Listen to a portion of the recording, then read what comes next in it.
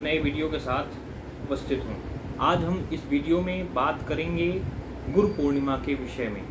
Video को प्रारंभ करने से पहले मैं आप सभी लोगों से निवेदन करना चाहूँगा, आप सभी इस YouTube चैनल पर यदि नए हैं तो आप सभी इस YouTube चैनल को ज़्यादा से ज़्यादा सब्सक्राइब करें, इस वीडियो को लाइक करें और शेयर करें ताकि हमारे जितने भी नए वीडियो हों आप सभी तक पहुँचे और आप सभी को उसका लाभ प्राप्त हो। आइए प्रारंभ करते हैं। आज हम गुरु पूर्णिमा शब्द का अर्थ जानेंगे। सबसे पहले हम जानते हैं कि गुरु पूर्णिमा के साथ ही इसे और कौन सी पूर्णिमा कहते हैं। तो गुरु पूर्णिमा और इसे हम व्यास पूर्णिमा के नाम से भी जानते हैं।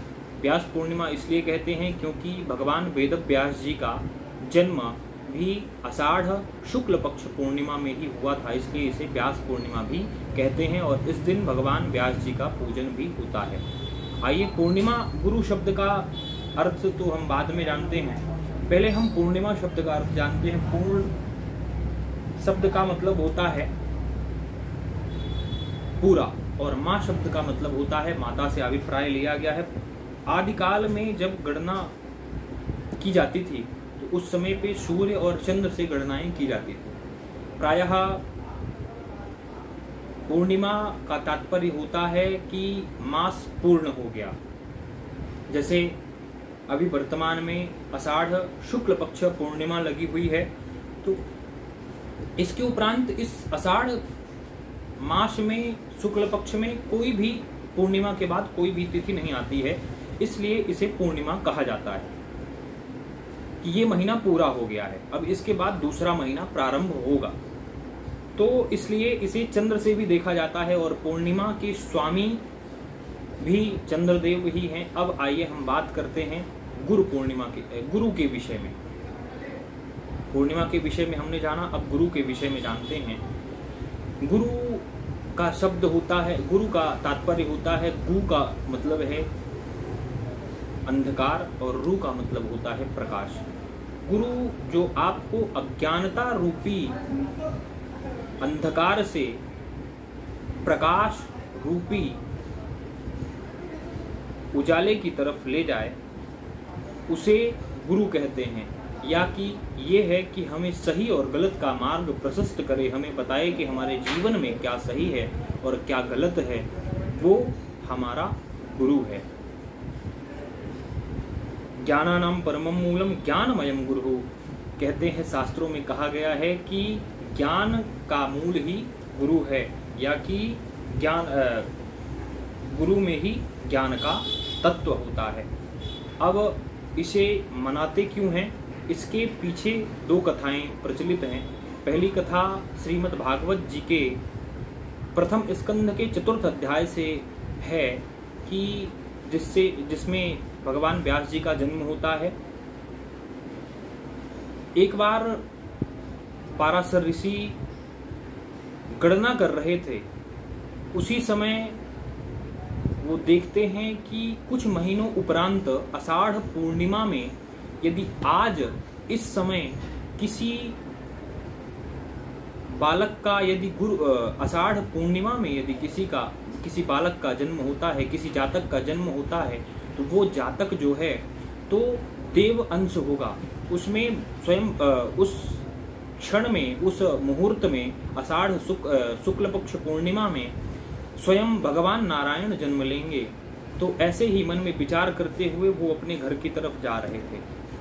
घर में जाते जाते उनको गंगा नदी पार करके जाना था, तो इसलिए जब वो गंगा नदी पार करने के लिए, तो एक नाविक था, और नाविक जो मल्लाह होता है, जो नावों को चलाता है, तो उस समय पे उसकी पुत्री थी और नाविक अपने घर चला गया था और पाराशर ऋषि को विलंब हो रहा था। इस वजह से उन्होंने कहा कि हे देवी, हे मत्स्यगंधा, आप हमें नदी से इस पार से उस पार लेकर के जाइए, हमें शीघ्रातिशीघ्र उस पार, नदी के पार पहुंचना है, गंगा जी के उस पार जाना है।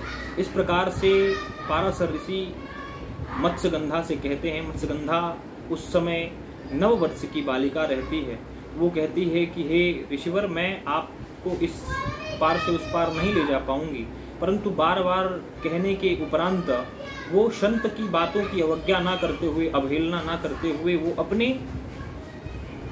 मन में विचार बना करके कि चलिए अब एक संत कह रहे हैं तो चलिए हम इस नाव को लेकर के चलते हैं। जैसे ही पाराशर ऋषि गंगा जी के मध्य नाव में बैठ करके बिल्कुल नदी के मध्य पहुंचते हैं, उसी समय वो देखते हैं कि मुहूर्त का जो समय है, जो काल है, उस काल तक वो अपने घर तक नहीं पहुंच पाएंगे। इसलिए वो मत्स्यगंधा को कहते हैं कि हे देवी, यदि इस समय पे मैं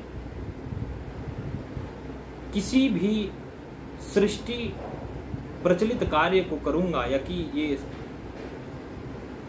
संसर्ग, या कि ये कहें कि यदि इस समय किसी के साथ भी संसर्ग किया जाए तो जो बालक जन्म लेगा वो स्वयं देवतुल्य होगा और वो स्वयं भगवान का अंश होगा, या कि ये कहें कि वो स्वतः भगवान होंगे। इसलिए आप ऐसा कुछ करिए कि जिसकी वजह से उस बालक का स्वयं नारायण का जन्म हो सके। तो मत्स्यगंधा कहती हैं कि मैं इसमें आपकी क्या सहायता कर सकती हूँ। तब वो कहते हैं, पाराशर ऋषि कहते हैं कि यदि आप तैयार हो तो मैं आपको 3 वरदान दे सकता हूँ। तब वो पूछती हैं कि आप मुझे कौन कौन से वरदान देंगे। तो पाराशर ऋषि कहते हैं कि आपको मैं नवयौवना बना दूंगा, सुंदरी बना दूंगा। आप जो मत्स्यगंधा, जो आपके शरीर से मछली की दुर्गंध आ रही है, बास आ रही है, गंध आ रही है, तो उस गंध को मैं समाप्त कर दूंगा। इसी प्रकार से उन्होंने तीन वरदान दिए कि आप सुगंधित हो जाएंगी, आप स्वरूपवती हो जाएंगी और आप का नाम मत्स्यगंधा से सुगंधा हो जाएगा। इस प्रकार से बार बार प्रेरित करने के बाद पाराशर ऋषि की बातों में पुनः मत्स्यगंधा आ जाती हैं और उस समय पे अपने तपोबल के द्वारा मत्स्यगंधा के गर्भ में पाराशर ऋषि भगवान व्यास जी के जन्म के लिए अपने तपोबल के द्वारा प्रेषित करते हैं और उन्हें गर्भ में धारण कर देते हैं और वो गर्भ में मत्स्यगंधा उन्हें गर्भ में धारण कर लेती हैं।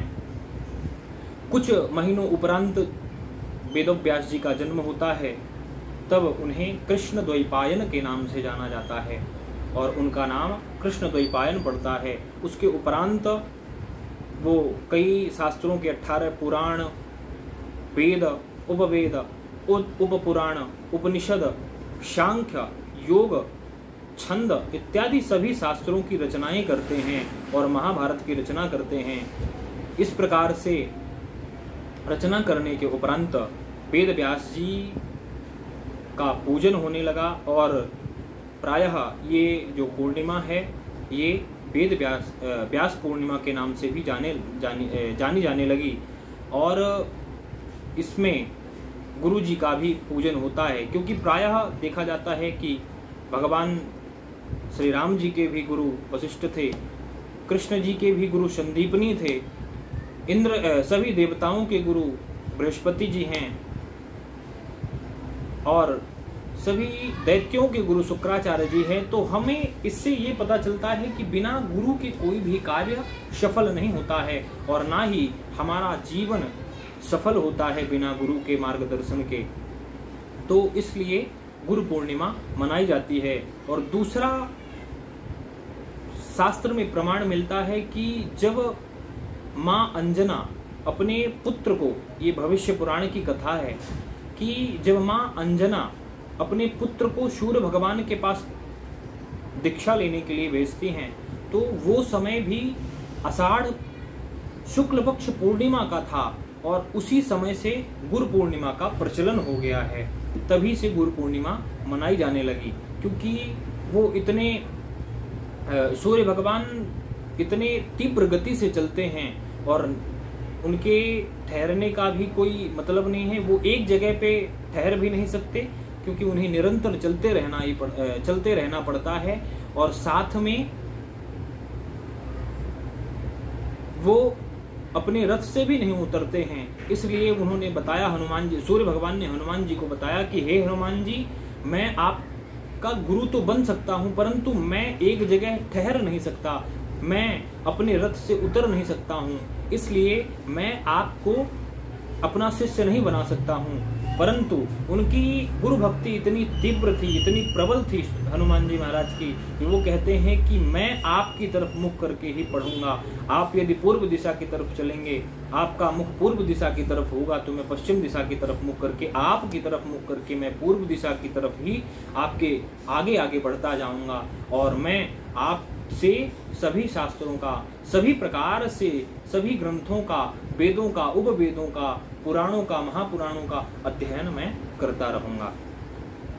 इसलिए तब से भी गुरु पूर्णिमा मनाई जाने लगी। अब हम प्रायः ये मानते हैं कि गुरु पूर्णिमा में हमें गुरु का पूजन कैसे करना चाहिए। तो गुरु पूर्णिमा में हमें गुरु का पूजन प्रायः ऐसे प्रातः काल में, जब भी गुरु पूर्णिमा हो तो हमें सबसे पहले प्रातः काल में स्नान करना चाहिए। स्नान करने के उपरांत हमें अपने गुरु जी का स्मरण करना चाहिए, चित्रपटल देखना चाहिए। चित्रपटल देखने के उपरांत यदि हम गुरु जी से नहीं मिल पाते हैं तो चित्रपटल रखें। चित्रपटल पर देखने के उपरांत गुरु जी का यथोचित पूजन करें। जिस प्रकार से हम भगवान का पूजन करते हैं कि सबसे पहले उन्हें अक्षत, कुमकुम, चंदन लगाते हैं, पुष्प, माला इत्यादि अर्पण करते हैं, भोग लगाते हैं, आरती करते हैं। आरती करने के उपरांत कुछ द्रव्य चढ़ा करके प्रणाम करते हैं। उसी प्रकार से हमें पूजन करना चाहिए। तो प्रायः हमें प्रयास ये करना चाहिए कि हमें गुरु जी का पूजन करने के लिए मिल जाए, और यदि नहीं पहुंच पा रहे हैं हम गुरु जी के पास में, तो हम गुरु जी के चित्रपटल का पूजन करें। और उस समय पे हमारे मन में किसी भी प्रकार से कोई द्वेष नहीं होना चाहिए, कोई राग नहीं होना चाहिए, कोई ईर्ष्या नहीं होनी चाहिए। और साथ ही हमें यह भी ध्यान रखना चाहिए कि हम अपने गुरु जी का पूजन बड़े ही भक्ति और श्रद्धा से युक्त होकर के करें। इसका पूर्णतः फल हमें मिलना, ताकि हमें इसका पूर्ण फल मिले। और गुरु जी के पूजन के बाद ही हमारा गुरु इष्ट मजबूत होता है, और साथ ही हमें लक्ष्मी और सरस्वती की कृपा भी होती है, जिससे हमारा जीवन सभी प्रकार के